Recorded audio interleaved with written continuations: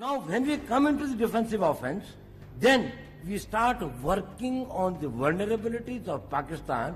It can be economic, it can be internal security, it can be political, it can be their isolation internationally, it can be their this thing like that, of exposing their terrorist activities, or it can be anything. This strategy emerged gradually over time. And yet, as the crisis escalated, India's targeting matrix widened, reflecting growing resolve and a rejection of the old boundaries between terrorism and war. India's new counterterrorism doctrine is structured, integrated, and unapologetic. It prioritizes action over argument, resolve over restraint, and signaling over silence. India's National Security Advisor, Ajit Doval, has repeatedly articulated an offensive defensive approach towards Pakistan, openly justifying subversive operations and proxy violence as instruments of Indian state policy. This posture, echoed by commentators such as Happyman Jacob, reflects the dangerous normalization of terrorism as a tool of statecraft. Pakistan will not remain passive in the face of such declared hostility. It is now imperative to formalize Pakistan's subconventional doctrine as an extension of its counter-terrorism policy. This doctrine does not seek escalation, but deterrence through reciprocity.